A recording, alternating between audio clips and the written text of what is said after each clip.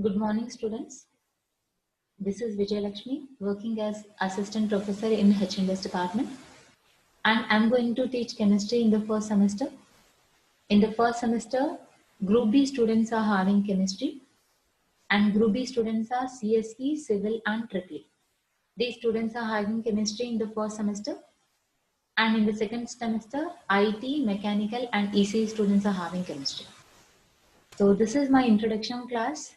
In the introduction class, I'm going to give an idea of use of chemistry in the engineering level, credits of chemistry and syllabus of chemistry, course outcomes, question paper pattern of internal as well as external examination. So let us see the first one, that is uses of chemistry in the engineering level. So everyone is having the doubt that what is the use of chemistry in the engineering level. Everyone will feel that what is the use of chemistry in the engineering level. Till now you have seen the chemistry up to intermediate level. From 8th class to intermediate level you have seen the chemistry. But what is the use of chemistry in the engineering level as well as in the daily life? Chemistry is directly and indirectly used in engineering.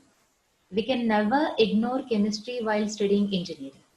Chemistry is used in many engineering fields like manufacturing, smoothing production facilities, and making more valued chemicals for long-lasting products like computer body parts and the components. But before that, in first semester, CSE, Civil, Triple E students are having chemistry. First, I will take CSE. Most of the CSE students, you will feel that chemistry use is not there for the CSE students. Yes, but I said now chemistry is directly and indirectly used in engineering level. Yes, for CSE students, chemistry is used in the indirect, not in the direct way, but it is used in the indirect manner. What are the things we are using in CSE? Especially we are using the computers and the keyboards and the mouses. Yes, so these are the things we are using in the computer science and the engineering. So not only programming, you are using the equipments. These equipments are made by using the chemical components. Yes, so to know what is the strength of the chemical components, you must read the chemistry. And let us take the civil. Especially for the civil students, chemistry is very, very, very essential thing. Because in civil industry, it is very essential because in construction industry, every equipment is made of chemical. For example, uh, you know how the rust is forming. Yes, you know what is mean by the rust also. So you know why the rust is forming on the metals. When the metal is continuously exposing to the environment, what happens? Metal undergo corrosion. But how to protect the metal? What are the techniques we are using to protect the metal? Yes, those techniques you can see in the engineering level. So not only that technique, you can see the various techniques you can see in the engineering level. And now let us come to the Triple E department. So even for Triple E students also, chemistry is very essential. For example, let us take the solar cells. Yes, so how the solar cells are preparing? By using the semiconductors.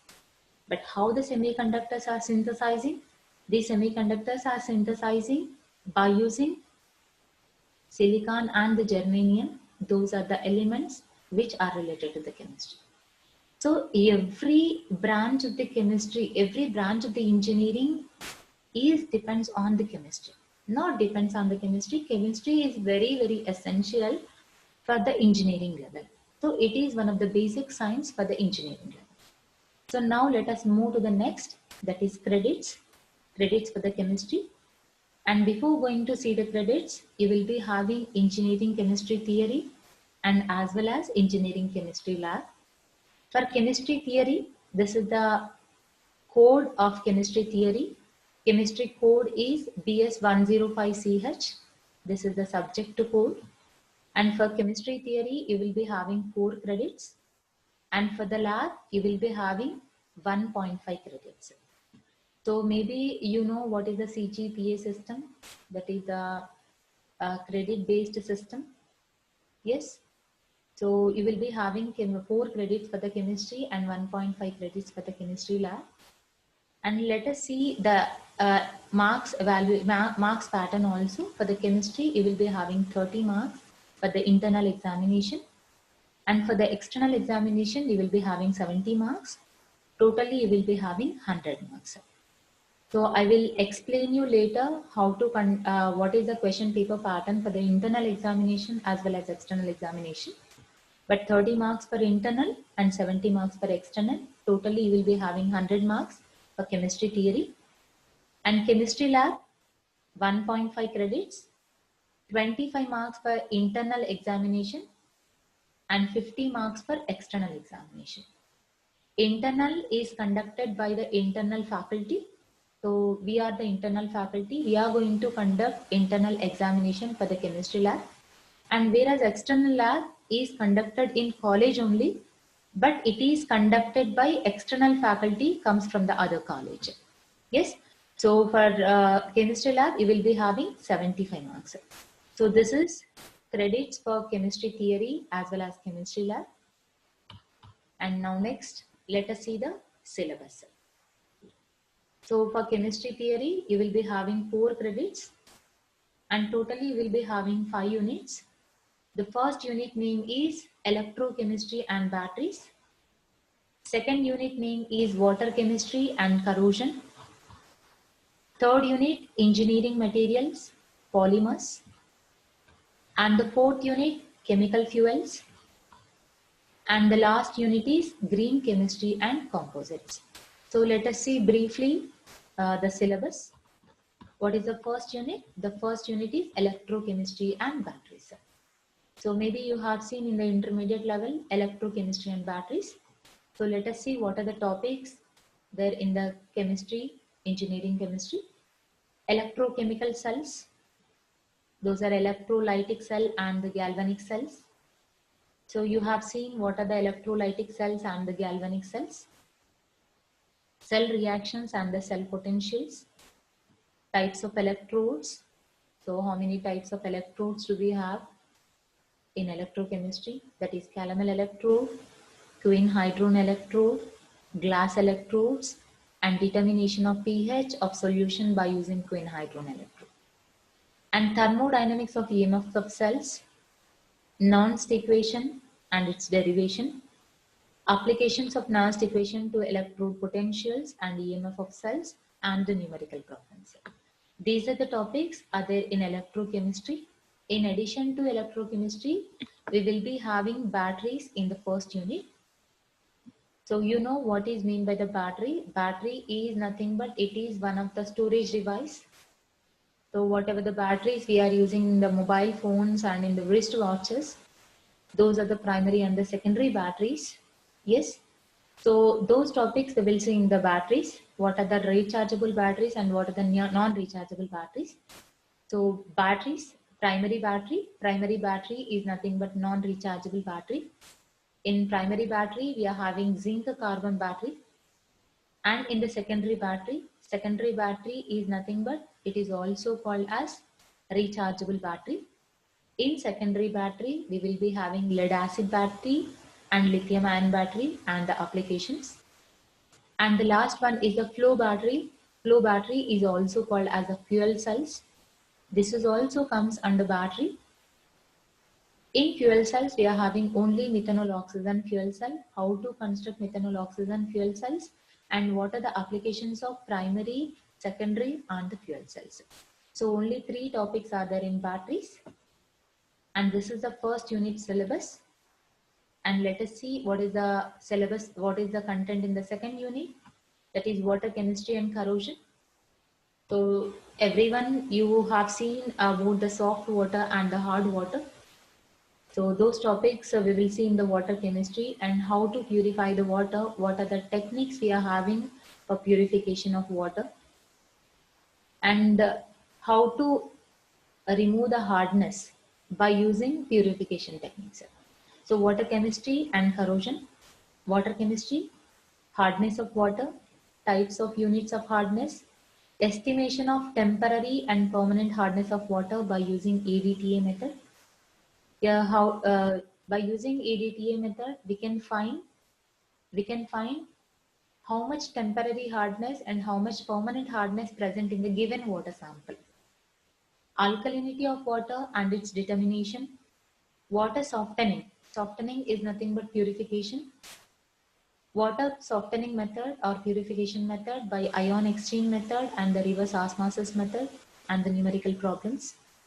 Specifications of potable waters, sterilization and chlorination, break point of chlorination. And these are the topics in water chemistry. And in addition to water chemistry, we will be having corrosion. In corrosion, we are having causes and its effects. So what are the causes of corrosion? Why the metal is undergo corrosion? And what are the effects? What happens when the metal undergoes corrosion? Types of corrosion. In types of corrosion, we will be having two types of corrosion. One is dry corrosion and the wet corrosion. Dry corrosion is called chemical corrosion. Wet corrosion is called electrochemical corrosion. Electrochemical corrosion types, that is waterline corrosion, pitting corrosion, and factors influencing rate of corrosion. What are the factors affecting on the rate of corrosion? And next, corrosion control methods. Now I said in the introduction, initially I explained to you how to control the corrosion. Yes. So what are the techniques we are using to control the corrosion? Corrosion control methods, cathodic protection methods, sacrificial anodic and impressed current methods, surface coating methods, hot dipping process. This is also called as galvanizing method. So these are the corrosion control techniques in the corrosion topic. This is the second unit, water chemistry and corrosion. Now let us see the third unit. The third unit is engineering materials. Engineering materials, that is polymers. The polymers topic is there in engineering materials.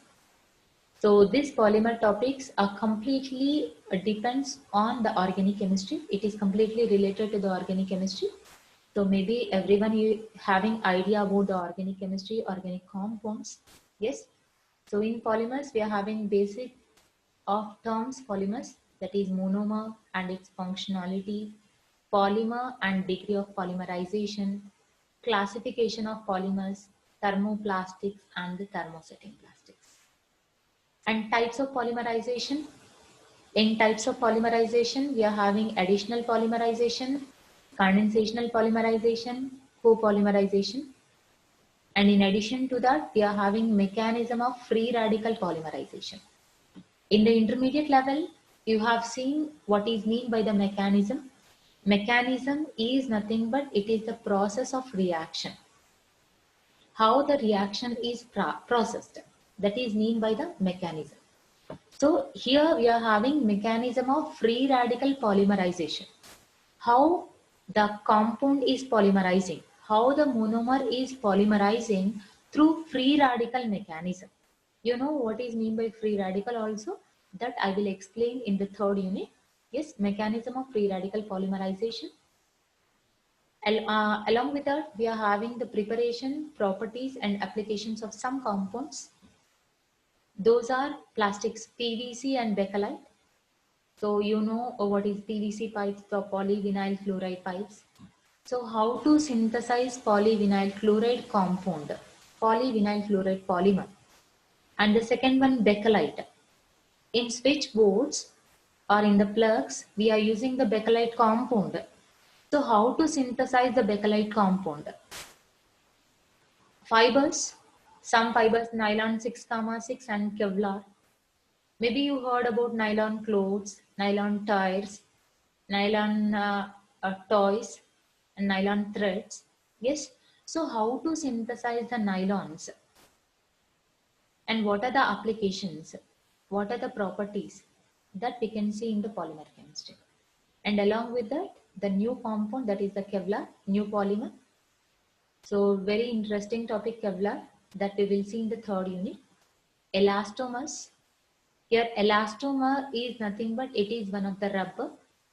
It is also called as synthetic rubber. Elastomer is nothing but the synthetic rubber. So we are having some synthetic rubber preparations, that is Buna-S rubber, butyl rubber, and the silicone rubbers. So these are the polymer compounds. We are going to see the preparation, properties, and applications. That is PVC, Bakelite, nylon 6,6, Kevlar, Buna-S, butyl, and the silicone rubber. Along with these polymers, we are having one of the interesting topic, conducting polymers. This conducting polymer is very, very important to the EEE students and as well as civil students. So what are the applications of conducting polymers in the construction industry and as well as in the electronic industries? So that we will see in the third unit, conducting polymers, introduction of conducting polymers, classification and mechanism of conducting polymers, and polyacetylene. Here polyacetylene is one of the conducting polymer, applications of conducting polymers. And along with that, the last topic is biodegradable polymers. Maybe you know what is mean by biodegradable polymers. So nowadays, due to increasing the pollution, what happens due to increasing the pollution, we need to save our nature, we need to save our environment. But how to save the environment? As a human being, uh, what are the techniques? As an engineer, what are the techniques you are using to save our environment? Yes, here biodegradable polymers, these are saving our environment. Yes, it is protecting our environment by synthesizing biodegradable polymers. These biodegradable polymers are easily decomposing in the environment and these are not releasing any harmful compounds in the environment. So some of the biodegradable polymers we will see in the third unit, introduction, preparation and properties and applications of polylactic acid. So we are having only one biodegradable polymer, that is polylactic acid, the preparation, properties and applications of polylactic acid. And the next one, fourth unit, it is also one of the interesting unit, that is chemical fuels, that is fuel chemistry. So we know everyone, we are depending on the vehicles.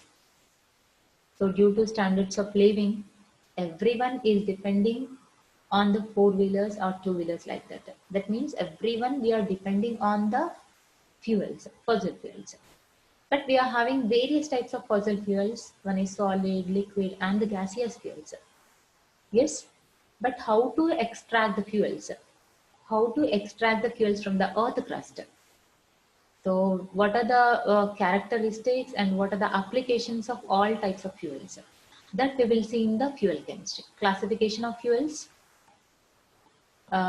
introduction, definition and classification of chemical fuels, primary and secondary fuels, solid, liquid and gaseous fuels, requirement of a good fuel, calorific value, high calorific value and low calorific value, theoretical calculation of calorific value by Dulong's formula and the numerical properties.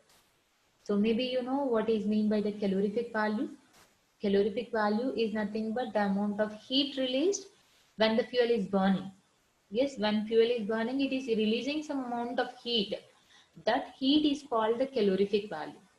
So we are having two types of calorific value. One is high calorific value and the low calorific value. So based on that, we are having some numericals to calculate high calorific value and low calorific value of the particular sample. Here sample is nothing but maybe solid fuel, liquid fuel or the gaseous fuel. So in the given sample, you are going to find how much HCV is present and how much LCV is present by using the numericals. And the next one, solid fuels, liquid fuels and the gaseous fuels. In solid fuels, we are having the analysis of coal, that is proximate and the ultimate analysis of coal. These are very, very important questions, proximate and the ultimate analysis of coal. And the liquid fuels, in the liquid fuels, we are having fractionation of petroleum. Fractionation of petroleum is nothing but extraction of petroleum, refining of petroleum, refining of petroleum is nothing but purification of petrol or purification of crude oil. You know what is mean by the crude oil? Yes, crude oil is nothing but the oil which we are getting from the earth crust. That is called the crude oil. But here crude oil is a mixture of various oils. Along with the oils, it is also having some gaseous fuels. But how to separate the individual fraction from this mixture? That is the refining of petroleum or the fractionation of petroleum. Composition and uses of gasoline. What are the uses of gasoline? What are the composition? What are the chemicals present in the gasoline? Diesel and kerosene. Cracking and its significance. Catalytic cracking by moving bed method. Knocking, fuel rating, octane and the serial numbers. So now you can't get idea about knocking and the cracking. That I will explain in the classes, in the regular classes. So just remember these topics. And next, gaseous fuels. In the gaseous fuels, we are having LPG, CNG composition and the uses. So we are having just composition. What are the chemicals present in the LPG and the CNG, and what are the applications of LPG and the CNG? And the next one, combustion. So you know maybe what is mean by the combustion. Combustion is nothing but burning in the presence of oxygen. That is mean by the combustion here. Ignition temperature of a fuel. Calculation of air quantity by weight and volume required for combustion of a fuel. Numerical problems. So in combustion, completely we are having the numerical problems. To calculate the weight by volume or weight by mass by volume. Yes, only the numericals are there in the combustion topic. So this is the fourth unit. So simple unit, fourth unit is having only three topics: solid, liquid and the gaseous fuels. Along with that, we are having the numericals. And the last unit, simple unit, easy unit. Fifth unit is green chemistry and the composites. So now I said how to save the environment, how to protect our environment. Not only biodegradable polymers, we are having various techniques to save our environment. So we can use the safe chemicals to save our environment. So not only safe chemicals, safe solvents, and by minimizing the uses of fossil fuels, there are various techniques, and even we can use the fertilizers, natural fertilizers instead of pesticides. There are various techniques are there to save the environment. So those topics we will see in the green chemistry. How to save our environment by using the safest chemicals and the safest solvents. That is a green chemistry motto or green chemistry aim. So along with the green chemistry, we are having the composite materials. Composite materials are the strongest materials here. So compared to metal and compared to fiber, we know metal and fibers, these are very strong. So we know compared to fiber, metal is very, very strong. But compared to metal, the composites are more strong. So these strongest materials are the strongest materials are using in the specific areas. So in that specific areas, we can't use the metals and we can't use the fibers. Even it is having the more strength. We need still more strengthened materials in that particular areas. So to synthesize the specific materials, we are synthesizing the composites. Yes. So that we will see in the fifth unit, composite materials. And the last topic in fifth unit, biodiesel. In biodiesel, we are having the synthesis of biodiesel by using trans-esterification process. Yeah, biodiesel is synthesizing by using animal fat or animal oil or the vegetable oil. But this oil is synthesizing by adding some chemicals. But this biodiesel is having the characteristics similar to the natural fuels, natural diesel or natural fuels. So the name of the diesel is a biodiesel here. Yes. So these are the topics are there in unit 5, green chemistry, composites and the biodiesel. Yes. So this is the syllabus. And these are the suggested books now. So all these books are available in our library. So one is Puri Sharma, Physical Chemistry by Puri Sharma. So in this physical chemistry, we are having electrochemistry and water chemistry and corrosion. So only these three topics are comes under, these two topics are comes under physical chemistry. So in Puri Sharma, you will get the first unit and the second unit. And the second book, if you read this book, you will get the topics from all the units, that is Jain and Jain, that is Dhanpat Rai Publications, Jain and Jain, Engineering Chemistry by PC Jain and Jain. You will get all the topics in this book.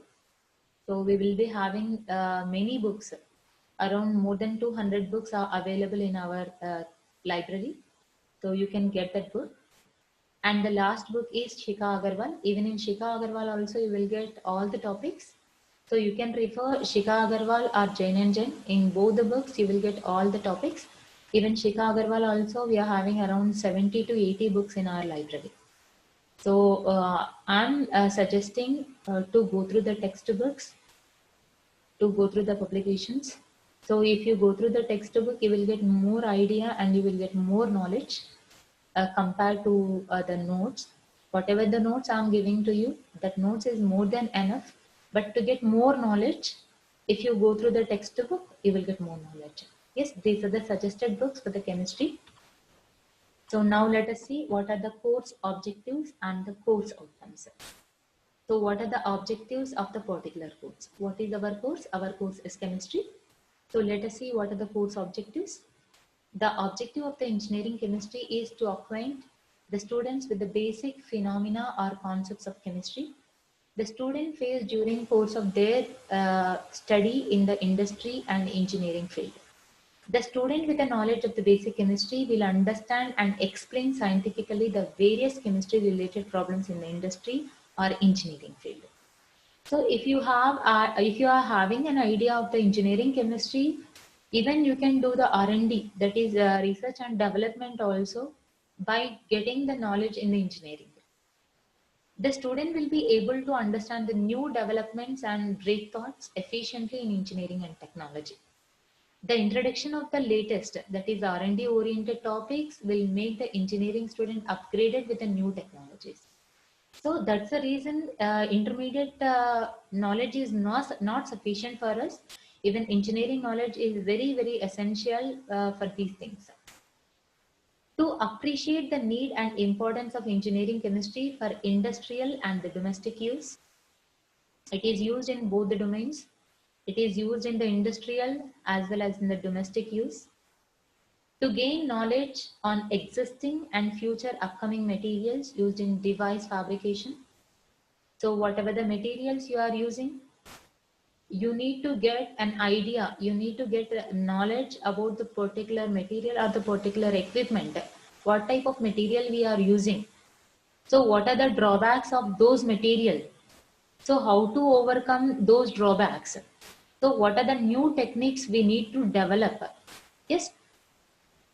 And the next one, to impart basic knowledge related to material selection and the techniques for material analysis. To impart knowledge of green chemical technology and its application. To provide the insight into latest, that is R&D oriented topics, to enable the engineering student upgrade the existing technology and pursue further research. To enhance the thinking capabilities in line with the modern trends in engineering and the technology. So these are the course objectives of the engineering chemistry. And now let us see what are the course outcomes. So totally you will be having five units. For every unit, you will be having one outcome. So let us see what are the course outcome. After the completion of the course, the learner will be able to analyze the need, design, and perform a set of experiments. So especially in electrochemistry and batteries and water chemistry, yeah, all are related to the experimental oriented. So you can design and perform a set of experiments. Even after knowing the water chemistry, after studying the water chemistry, you can develop or you can design the water purifiers. You can directly design own water purifiers and identify the structure of unknown or new compounds with the help of spectroscopy. So it is especially for the polymer compounds. And the third one, differentiate hard and soft water. Solve the related numerical problems on water purification and its significance in industry and daily life. So by studying the water technology, you can identify which is soft water and which is hard water. Easily you can identify which is the soft water and which is the hard water. How to purify the hard water? What are the techniques we are having to purify the hard water? That you can get an idea by using the water chemistry. Apply the principles of green chemistry in designing alternative reaction methodologies to minimize hazards and environmental degradation. So I will take one best example. You know the polythene covers? Yes. So everyone, we are using polythene covers in our daily life, but we know how it is degrading the environment, how it is decomposing the environment, how it is polluting the environment. So we are having the substitute of polythene covers.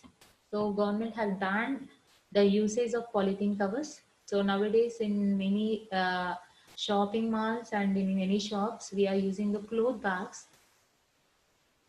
So these cloth bags are not decomposing the environment and it is not polluting the environment. Yes. So we are, by using the green chemistry, we are designing the new things or the new technologies to save our environment. So not only the cloth bags, even we are synthesizing the biodegradable plastics. These biodegradable plastics, also plastics, but these are not decomposing. These are decomposing easily and these are not polluting the environment. So like that, we are synthesizing the new products by using the green chemistry. Understand the causes of corrosion, its consequences and methods to minimize corrosion to improve industrial designs. So I said now how the metal is undergo corrosion, how to protect the corrosion. So the simple technique by applying paint, not only by applying paint, we are having various techniques to protect the corrosion, to protect the metal from the corrosion. So those topics you will see in electrochemistry and corrosion. Explain the properties, separation techniques of natural gas and the crude oil, along with the potential applications and role of petrochemicals in national economy. So from fourth unit, that is fuel chemistry, uh, you can uh, you can get the knowledge how to separate the crude oil and how to separate the kerosene, petrol, diesel, and the natural gas from the crude oil. Yes, so that you will get from the fourth unit, and acquire basic knowledge of conducting polymers to appreciate its applications in the field of medicine, data storage devices, and the electronics. So these conducting polymers are having various applications. Some of the applications are medicines, data storage devices, and in the electronics.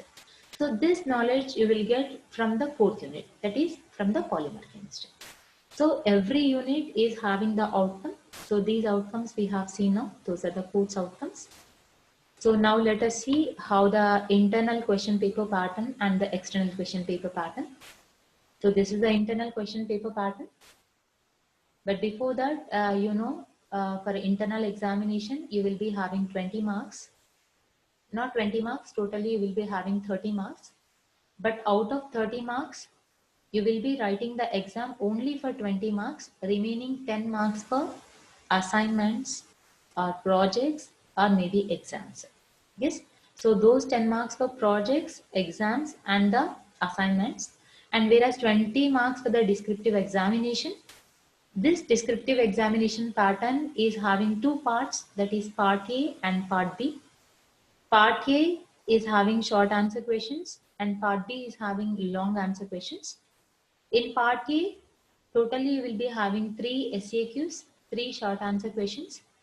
Each short answer question is carries 2 marks, so totally 6 marks. 3 twos are 6. And whereas in part B, you will be having 3 long answer questions, 3 LAQs. Out of 3 LAQs, you have to attempt only 2 LAQs. Out of 3, you are attempting only 2 questions. So each question carries 7 marks here. So 7 2s are 14. So 14 plus 6, total 20 marks. So remaining 10 marks I said you. So like this, you will be having 2 internal examination, 2 continuous internal examinations here, CIE. So 2 internal examinations will be there. Each internal examination carries 30 marks. Average of 2 internal examinations is your final internal examination marks. So this is internal examination, but just remember, everyone please remember, if you write only one internal examination, if you don't write the second internal examination, you can't get 30 out of 30. For example, one of the student got 30 marks in the first internal examination, but he or she has not attended the second internal examination, but they will not be getting 30 marks, because this is not best of 2, this is average of 2. So you need to write the 2 internal examination perfectly. If you are writing 2 internal examination, then only you can get good marks. You can score good marks in the internal examination. So this is the internal examination pattern. And this is the external examination pattern. So this is the model paper. This is not the external examination paper. I have prepared my own model paper here for external examination. So in the external examination, also you will be having 2 parts, part A and part B. Part A is having short answer questions and part B is having long answer question. In part A, totally you will be having 10 questions. 10 questions. Each question carry 2 marks. So totally 20 marks for short answer questions. And for long answer questions, 50 marks. Totally you will be having 7 questions. Like this, you will be having 7 questions. Each question, especially in chemistry, each question you will be having A and B bit. A bit carries 5 marks and B bit carries 5 marks, totally 10 marks. Or A bit carries 6 marks, B bit carries 4 marks, total 10 marks. Or A bit carries 7 marks, B bit carries 3 marks, total 10 marks. So the distribution of 2 questions, maybe 7 3, 6 4 or 5 5, but totally 10 marks here. So totally we will be having 7 questions in the LAQ, but out of 7 questions, you are going to attend only 5 questions here. Each question carries 10 marks, totally 50. So for external examination, total marks are 70. For internal, 30 marks. So 70 plus 30, totally will be having 100 marks. And one more, I will give some instructions to you. Everyone please maintain the running notes. So while I'm explaining, you please maintain one running notes. So keep separate notebook for the chemistry and maintain one running notes. And you must write the important points in that notes. After the first internal examination, I will check the first internal. After the first internal examination, I'm going to check the running notes. By seeing running notes also, I will give around 1 or 2 marks to you. And not only that, you must maintain the attendance. You must maintain 75% attendance in the first and as well as in the second semester. And you will be having the grade system. Maybe the remaining faculty, they explain you what is the grade system. But you must get the 50% credits before going to the second year. So if you are having the 50% credits, then only you can enter to the second year. But if you don't have the 50% credits, you can't enter into the second year.